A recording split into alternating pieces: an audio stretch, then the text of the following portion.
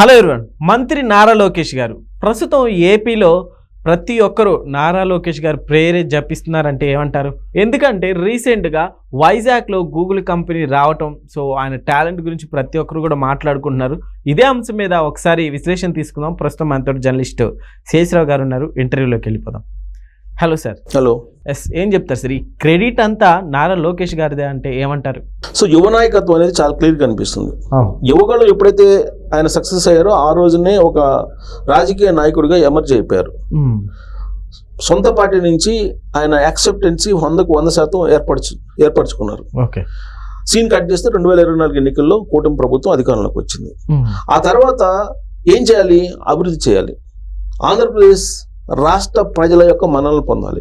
ఆ దిశగా చంద్రబాబు నాయుడు గారు పరిగెడుతూ ఉంటే లోకేష్ గారు ఆయన తోటి అలుపెరగకుండా పరిగెత్తుతున్నాడు అని ఒక భావన కలిగేలాగా విశాఖపట్నంలో గూగుల్ ఏఐ డేటా సెంటర్ రావడం జరిగింది. అయితే ఇది ఒక రోజులో వచ్చినటువంటి ఒప్పందమా, ఒక రోజులో వచ్చినటువంటి కంపెనీ అంటే కాదు. గత 12 నెలలుగా ఆయన చేసినటువంటి ఒక కృషి, చంద్రబాబు నాయుడు గారికి ఉన్నటువంటి బ్రాండ్ వాల్యూ మీద లోకేష్ గారు చేసినటువంటి కృషి ఫలించింది. అలాంటిది మీకు తీరా ఒప్పందం కుదిర్చేటప్పటికి $15 బిలియన్ పెట్టుబడి పెడుతున్నాం అని చెప్పేసి అనౌన్స్ చేశారు. ఓకే. అసలు ఈ గూగుల్ కంపెనీని అంత ఈజీగా తీసుకురావడానికి అసలు సాధ్యమా అని అంటే అంత ఈజీ కాదు. అందులో అమెరికా బేస్డ్, అమెరికా తర్వాత ప్రపంచంలో వేరే చోట ఎక్కడన్నా ఉందంటే వైజాగ్లోనే, ఇప్పుడు ఇంకెక్కడా లేదు. ఇది ఆంధ్రప్రదేశ్ విజయం అంటే కాదు, ఇండియా విజయం కింద చెప్తున్నారు లోకేష్ గారు. అలాగే ప్రధానమంత్రి నరేంద్ర మోడీ గారు కూడా అదే చెప్తున్నారు. ఇది ఇండియా విక్టరీ, భారత్ విక్టరీ అని చెప్తున్నారు. గూగుల్ లాంటి కంపెనీని, గూగుల్ లాంటి ఏఐ డేటా సెంటర్ని తీసుకురావడం అనేది ఇది భారత్ యొక్క విజయము అని చెప్తున్నారు. మరి ఈ విజయం వెనక ఏం జరిగింది అనేది కూడా మనం మాట్లాడుకోవాలి. సో యాక్చువల్గా లోకేష్ గారు ఆ మధ్య అమెరికా వెళ్ళారు. అమెరికా వెళ్ళినప్పుడు అక్కడ ఉన్నటువంటి గూగుల్ డేటాకు సంబంధించినటువంటి ప్రతినిధులను కలిశారు. అక్కడ ఉన్నటువంటి లోకేష్ గారి టీం, కొంత ఎన్ఆర్ఐ టీం ఉంది, వాళ్ళతోటి ఫాలోఅప్ చేయించారు. ఆ తర్వాత ఇక్కడికి వచ్చారు వాళ్ళు ప్రతినిధులు. వచ్చినప్పుడు వాళ్ళు ఆంధ్రప్రదేశ్ చట్టాలు, ఆంధ్రప్రదేశ్ రాష్ట్ర పరిధిలో అయితే చట్టాలను మీరు సవరించుకోగలరు, కానీ దేశంలో ఉన్నటువంటి చట్టాలను కూడా మార్చాలి కొన్నిటిని అన్నప్పుడు లోకేష్ గారు ఢిల్లీ వెళ్ళారు. 2-3 సార్లు ఢిల్లీ వెళ్ళారు వరుసగా. ఆ సమయంలో అందరూ ఏమనుకున్నారు, లోకేష్ గారు ఢిల్లీ వెళ్ళారు, ఫైనాన్స్ మినిస్టర్ని కలుస్తున్నారు, అలాగే విదేశాంగ శాఖ మంత్రిని కలుస్తున్నారు, అలాగే టెక్నాలజీకి సంబంధించినటువంటి మినిస్టర్స్ని కలుస్తున్నారు. అసలు ఎందుకు కలుస్తున్నారు అనే దాని మీద రకరకాలుగా చర్చ జరిగింది. ఇక్కడ లిక్కర్ స్కామ్ విచారణ జరుగుతుంది, దాని గురించి కలుస్తున్నారు అనేది ఒకళ్ళు, ఇలా రకరకాలుగా చెప్పారు. కానీ ఆయన కలిసింది ఈ గూగుల్ కంపెనీ కోసం, ఈ గూగుల్ డేటా కంపెనీతో ఒప్పందం కుదుర్చుకోవడానికి, భారత చట్టాలని సవరించేయడానికి ఆయన కలిశారు. ఎవరిని కలిశారు? ఫైనాన్స్ మినిస్టర్ని కలిశారు. అలాగే అశ్విని శ్రీవైష్ణవ్ని కలిశారు, ఐటీ మినిస్టర్ని. అలాగే ఆయన కలిసింది ఎవరిని? కేంద్ర హోంశాఖ మంత్రిని కలిశారు. ఇలాంటి వాళ్ళని కలిసి ఆయన చేసింది ఏంటంటే, చట్టాలని గూగుల్ కంపెనీకి ఎలా కావాలో అలాగా కేంద్ర ప్రభుత్వంతో మార్పించగలిగారు. నరేంద్ర మోడీ గారిని కలిశారు. సో ఢిల్లీ వెళ్ళి పొలిటికల్ ఇష్యూసే కాదు, రాష్ట్ర ప్రయోజనాల గురించి కాన్సన్ట్రేషన్ చేసి వీటన్నిటిని ఆయన క్లియర్ చేయించుకోగలిగారు. ఒక టార్గెట్ పెట్టుకొని ఆ టార్గెట్ లోపలే చేయాలనేది ఆయన లక్ష్యం. 12 months టార్గెట్గా పెట్టుకొని 13 months అయ్యింది అని చెప్పి ఇప్పుడు అది ప్రెస్ మీట్లో చెప్పారు. యాక్చువల్గా 12 months పెట్టుకున్నాం. 12 months పీరియడ్లో మొత్తం స్పీడ్ ఆఫ్ డూయింగ్ బిజినెస్, ఇప్పుడు ఈజ్ ఆఫ్ డూయింగ్ బిజినెస్ కింద స్పీడ్ ఆఫ్ డూయింగ్ బిజినెస్ వచ్చింది కదా. ఈ స్పీడ్ ఆఫ్ డూయింగ్ బిజినెస్లో కేవలం 12 నెలల్లోనే ఈ ఒప్పందం రావాలని చెప్పి ఒక టార్గెట్గా పెట్టుకొని దానికి ఒక బ్లూ ప్రింట్ ఏర్పాటు చేసుకుని ఆయన ప్రయత్నాలు చేస్తున్నారు. కానీ 1 నెల ఎక్కువ గడిచింది అని చెప్పి చెబుతున్నారు ఇప్పుడు. అసలు ఆ నెల కూడా గడవకుండా అనుకున్నది 12 నెలలే, ఆ 12 నెలలకే చేయాల్సింది 1 నెల అదనంగా గడిచింది ఈ ఒప్పందానికి. ఇక రాబోయేటువంటి రోజుల్లో ఏదైతే లక్ష్యాన్ని పెట్టుకుందో ఆ లక్ష్యం, ఆ కాల పరిమితి లోపలే ఖచ్చితంగా ఒప్పందాలు ఉంటాయి. ఆ మేరకు పకడ్బందీ బ్లూ ప్రింట్ని మేము నిర్ణయించుకున్నామని చెప్పి ఇవాళ ప్రెస్ మీట్లో చెప్పారు. నవంబర్ నుంచి ప్రతి నెల ఒక కీలకమైన ఒప్పందం జరగబోతుంది కంపెనీలతోటి, కీలకమైన కంపెనీలు రాబోతున్నాయని చెప్పి ఆయన అనౌన్స్ చేశారు. దాదాపు 125 బిలియన్ డాలర్ల ఒప్పందాలు రాబోతున్నాయని చెప్పి అనౌన్స్ చేశారని. ఇప్పుడు జరిగింది మనకి $15 బిలియన్, 125 బిలియన్ డాలర్ల ఒప్పందాలు రాబోతున్నాయి రాబోయేటువంటి రోజుల్లో. ప్రతి వారం ఒక కీలకమైనటువంటి ఒప్పందానికి సంబంధించి కంపెనీకి సంబంధించిన ఒప్పందాన్ని మీరు చూడబోతున్నారని చెప్పి నవంబర్ నుంచి మీరు చూడండి అని చెప్పి చెప్తున్నారు. నవంబర్లో వైజాగ్ కేంద్రంగా చేసుకునే 14-15 తారీఖుల్లో ఒక అత్యంత పెద్ద కీలక సమావేశం జరగబోతుంది, పారిశ్రామిక సదస్సు, సిఐఏ ఆధ్వర్యంలో. సో పారిశ్రామిక సదస్సు జరుగుతుంది. ఆ పారిశ్రామిక సదస్సులో కుదిరేటువంటి ఒప్పందాలు ఏవైతే ఉన్నాయో ఆ ఒప్పందాలు అసలు ఆంధ్రప్రదేశ్ సమీప భవిష్యత్తులో ఎటు టర్న్ కాబోతుంది అనేది ఒక క్లారిటీ వచ్చే అవకాశం ఉంది. అందుకే ఆ మీటింగ్ సక్సెస్ చేయడానికి, ఆ మీటింగ్ని ప్రపంచంలో ఉండేటువంటి టాప్ కంపెనీస్ ఏవైతే ఉన్నాయో ఆ టాప్ కంపెనీస్ని ఇక్కడికి ఆహ్వానించడానికి ఆయన ఆస్ట్రేలియా వెళ్తున్నారు లోకేష్ గారు. మరోవైపు చంద్రబాబు నాయుడు గారు దుబాయ్ వెళ్తున్నారు. అక్కడే దుబాయ్ కానీ సౌదీ కానీ యుఏఈ అక్కడికి వెళ్తున్నారు చంద్రబాబు నాయుడు గారు. ఆఫ్రికా కంట్రీస్కి లోకేష్ గారు వెళ్తున్నారు. నవంబర్ 14-15 తారీఖులో ఈ సదస్సుకి మొత్తం సమాయత్తం అవుతున్నారు. ఆ దేశాల్లో జరిగే సిఐ ఆధ్వర్యంలో ఆ దేశాల్లో జరిగేటువంటి సమావేశాల్లో పాల్గొని మినీ రిహార్సల్ చేసుకొని అసలు సినిమా మనం అక్కడ చూడబోతున్నాం. ఇప్పటి వరకు ట్రైలర్సే మనం చూసాం. లోకేష్ గారు ఆయన సత్తా ఏంటి, ఆయనకు ఉండేటువంటి క్యాపబిలిటీ ఏంటి, ఆయన ఏ విధంగా ఆంధ్రప్రదేశ్ రాష్ట్రానికి ఒక విజనరీగా మారబోతున్నారు, చంద్రబాబు నాయుడు గారి విజన్ కంటే కూడా మిన్నగా అనేది మనం జస్ట్ ట్రైలర్ చూసాం గూగుల్ ఒప్పందం చేసుకున్న తర్వాత. అసలు సినిమా వైజాగ్లో ఉంది. వైజాగ్లో 14-15 తారీఖులో జరిగేటువంటి పారిశ్రామికవేత్తల సదస్సు అది ఒక గొప్ప సదస్సు కాబోతుందని చెప్పి చెబుతున్నారు. సార్ ఇక్కడ నారా లోకేష్ గారిని మనం ఎలా చూడచ్చు సార్? ఎందుకంటే గతంలో ఉన్న ఐటీ మినిస్టర్కి ఇప్పటికి అసలుకి వ్యత్యాసం పోల్చితే అసలుకి మీరు ఏమంటారు?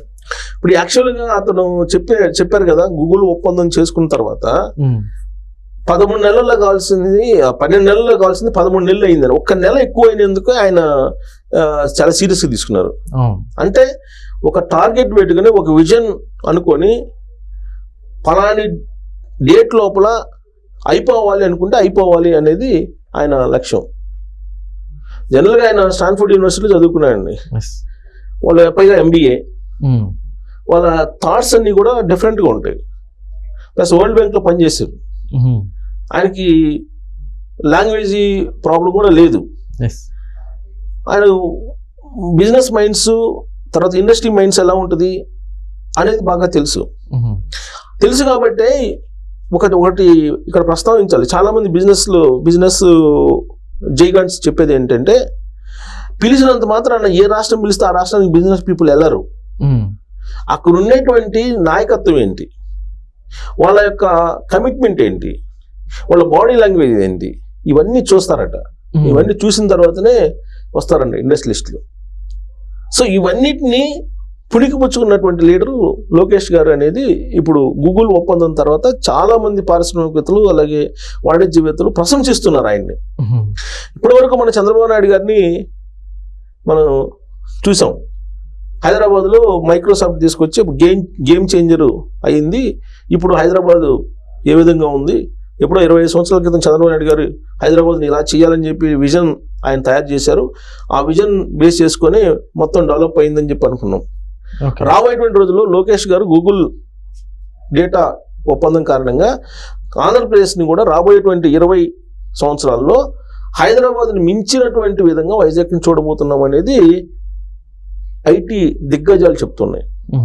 పైగా చంద్రబాబు నాయుడు గారి యొక్క విజన్కి లోకేష్ గారి యొక్క ఎఫిషియన్సీ తోడైంది. దాంతో ఆయన విజన్ ఈయన ఎఫిషియన్సీ రెండు కలిస్తే ఆంధ్రప్రదేశ్ దిశను మార్చేస్తున్నారు. ఆంధ్రప్రదేశ్ రాబోయేటువంటి రోజుల్లో ఊహించినటువంటి విధంగా ఇదే స్పీడ్ తోటి కనుక వెళ్తే డెవలప్మెంట్ని మనం చూడబోతున్నాం. సిఆర్డీఏ భవనం ఓపెన్ అయింది. సిఆర్డీఏ భవనం గురించి నానా రకాలుగా విమర్శలు చేశారు. అది ఓపెన్ చేసిన తర్వాత దాని ఇంటీరియర్స్ చూస్తే చంద్రబాబు నాయుడు యొక్క థింకింగ్ ఎలా ఉంటుంది అనేది అర్థమవుతుంది. అలాగే ఇప్పుడు మొత్తం ఓవరాల్గా సంక్షిప్తంగా ఆంధ్రప్రదేశ్ ఎలా ఉండబోతుంది అనేది కనుక మనం ఒక్కసారి విజువలైజ్ చేసుకుంటే రాబోయేటువంటి రోజుల్లో ఐటీ హబ్గా ఐటీ జోన్గా వైజాగ్ ఉండబోతుంది. అలాగే ఆర్టిఫిషియల్ ఇంటెలిజెన్స్ క్వాంటమ్ సంబంధించి క్వాంటమ్ కంప్యూటర్ హబ్గా, క్వాంటమ్ కంప్యూటర్ జోన్గా అమరావతి ఉండబోతుంది. ఓకే. తిరుపతి అంటే చిత్తూరు జిల్లా తిరుపతిలో అది ఎలక్ట్రానిక్ హబ్గా మారబోతుంది. ఇప్పుడు దేశంలో తయారయ్యేటువంటి అన్ని ఏసీల్లో 50% అక్కడ తయారవుతున్నాయి, శ్రీ సిటీలో తయారవుతున్నాయి. సో రాబోయే రోజుల్లో అది ఎలక్ట్రానిక్ హబ్గా మారబోతుంది, ఎలక్ట్రానిక్ జోన్గా మారబోతుంది. ఇక కర్నూలు రేపు నరేంద్ర మోడీ గారు రాబోతున్నారు. ఓకే. 10,000 కోట్ల పైగా విలువైనటువంటి శంకుస్థాపనలు, ప్రారంభోత్సవాలు చేస్తున్నారు. దాని కారణంగా 2 లక్షల ఉద్యోగాలు వస్తాయని చెప్పి ఎక్స్పెక్ట్ చేస్తున్నారు. సో ఆయన అక్కడ యాక్చువల్గా ఇప్పటికే ఫస్ట్ FDI 2014-19 మధ్యలో చంద్రబాబు నాయుడు గారు కియా రూపంలో తీసుకొచ్చారు.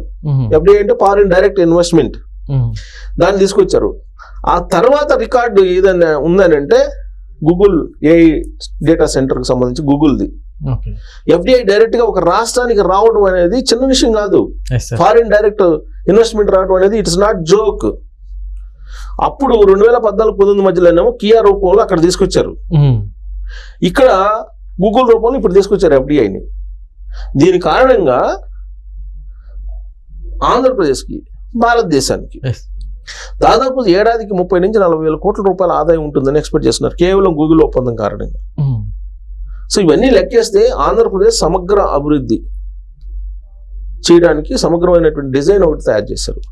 ఇక దొనకొండలో ఆల్రెడీ అక్కడ మిజైల్కి సంబంధించినటువంటి ఇండస్ట్రీని ప్రారంభించబోతున్నారు, ఆల్రెడీ ల్యాండ్ కూడా కేటాయించారు.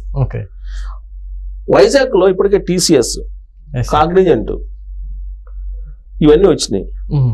అమరావతిలో IBM అలాగే TCS ఇవన్నీ ఇన్నోవేషన్ హబ్స్ రాబోతున్నాయి. సో సమగ్రమైనటువంటి అభివృద్ధి ఆంధ్రప్రదేశ్లో చేయడానికి చంద్రబాబు నాయుడు గారి యొక్క విజన్ 2029-2047, లోకేష్ గారి యొక్క ఇన్నోవేషన్, ఆయన ఎఫిషియన్సీ, ఆయన ప్రణాళిక వెరసి ఆంధ్రప్రదేశ్ అద్భుతమైనటువంటి రాష్ట్రంగా రాబోయే రోజుల్లో ఉండబోతుంది. దానికి కారణం ఏంటంటే డబుల్ బుల్లెట్ ఇంజన్ ప్రభుత్వాలు అని చెప్పి అంటున్నారు లోకేష్ గారు. డబుల్ ఇంజన్ ప్రభుత్వాలని, డబుల్ ఇంజన్ సర్కార్లు అన్నారు మొన్నటిదాకా. అంటే దేశంలో రాష్ట్రంలో ఒకే ప్రభుత్వం ఉందని, ఎన్డీఏ ప్రభుత్వం. కానీ ఇప్పుడు డబుల్ ఇంజన్ బుల్లెట్ సర్కార్లు ఉన్నాయి, డబుల్ ఇంజన్ బుల్లెట్ ప్రభుత్వాలు ఉన్నాయి అని చెప్పి చెప్తున్నారు. సో కాబట్టి అక్కడ ఇక్కడ బుల్లెట్ ట్రైన్స్ మాదిరిగానే దేశంలో, రాష్ట్రంలో ప్రభుత్వాలు అభివృద్ధి దిశగా పరుగు పెట్టిస్తున్నాయి అనేటువంటి యాంగిల్ ఆయన మాట్లాడుతున్నారు. ఇదే పరుగు కొనసాగితే కనుక డెఫినెట్గా 2047 నాటికి దేశంలో నెంబర్ 1, ప్రపంచంలో నెంబర్ 1, దేశంలో కాదు ప్రపంచంలో నెంబర్ 1, 2029కి దేశంలో నెంబర్ 1 ఆంధ్రప్రదేశ్కి నిలపాలనేది చంద్రబాబు నాయుడు యొక్క లక్ష్యం.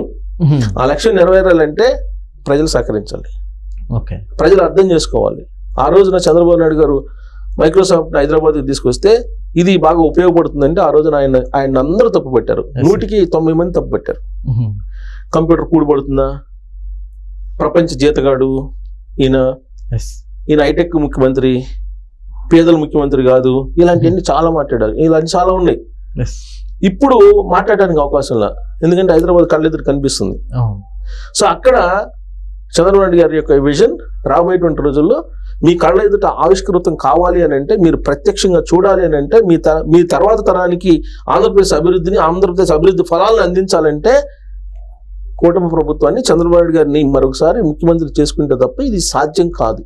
2029 తర్వాతే కూడా 2029లో చంద్రబాబు నాయుడు గారు మళ్ళీ ముఖ్యమంత్రి అయితే అప్పుడు చూస్తారు ఆంధ్రప్రదేశ్ పరుగు ఏంటి, ఆంధ్రప్రదేశ్ అభివృద్ధి ఏంటి అనేది. అప్పుడు కానీ అర్థం కాదు పూర్తిగా అందరికీ. ఇప్పుడు ఏదో చెప్తున్నారు గ్రాఫిక్స్ అని, వాళ్ళు ఉన్నారు, అప్పుడు ఉన్నారు, ఇప్పుడు ఉన్నారు. కానీ వాళ్ళు అనేటువంటి ఆరోపణలకి, విమర్శలకి ఏమాత్రం వెనకడకుండా చంద్రబాబు నాయుడు గారు, లోకేష్ గారు ముందుకు వెళ్తున్నారు. అందుకే ఆంధ్రప్రదేశ్ అంటే ఒక ఫీల్ గుడ్ ఫ్యాక్టర్. ప్రపంచం మొత్తం ఇవాళ వైజాగ్ వైపు చూస్తుంది. కారణం ప్రపంచవ్యాప్తంగా గుర్తింపు ఉన్నట్టు గూగుల్ ఆడికి వచ్చింది. వైజాగ్లో ఏముందని వచ్చిందని చెప్పి అందరూ చూస్తున్నారు, ప్రపంచం మొత్తం చూస్తుంది. ఇప్పుడు ఒక గూగుల్ అదేదో $15 బిలియన్ పెట్టుబడి పెట్టింది ఒప్పందం అని కాదు, దాని గుడ్ విల్ అనేది ఎంత అనేది మనం క్యాలిక్యులేట్ చేయాలి. ఆ గుడ్ విల్ క్యాలిక్యులేట్ చేయాలంటే కేవలం దానికి ఇంటలెక్చువాలిటీ ఉండాలి. అందుకే చంద్రబాబు గారు చాలా సందర్భాల్లో చెప్తారు నాలెడ్జ్ ఎకానమీ అని. మన ఎకానమీ అంటే జేబులో 100 రూపాయలు ఉండే, 500 ఉండే, 1000 రూపాయలు ఉండే, దాన్ని బట్టి ఎకానమీ చూస్తాం. చంద్రబాబు గారు అలా చూడరు. Knowledge economy. ఎస్. మన దగ్గర నాలెడ్జ్ ఎకానమీ అంటే ఎంత నాలెడ్జ్ ఉంది, ఎంత మనం సాంకేతిక పరంగా మనం ఎంత అభివృద్ధి చెందుతున్నాం, ఏ విధంగా అట్రాక్ట్ చేస్తున్నాం అనేది ఆయన చూస్తారు. దాన్ని నాలెడ్జ్ ఎకానమీ అంటారు. ఇవాళ ప్రపంచం మొత్తం వైజాగ్ వైపు చూస్తుంది, ఆంధ్రప్రదేశ్ వైపు చూస్తుంది అని అంటే బికాస్ ఆఫ్ గూగుల్తో చేసుకున్నట్టు ఒప్పందం. అదేదో 15 బిలియన్ తోటి మనం కొలవలేము దాన్ని. ప్రపంచం మొత్తం ఇవాళ వైజాగ్ వైపు చూస్తుందంటే అది ఒక పెద్ద గుడ్ విల్. ఆ గుడ్ విల్ బేస్ చేసుకుని రాబోయే రోజుల్లో అనేకమైనటువంటి 100 కంపెనీలు వస్తాయి, వచ్చే అవకాశం. నిజమే. Okay sir, thank you.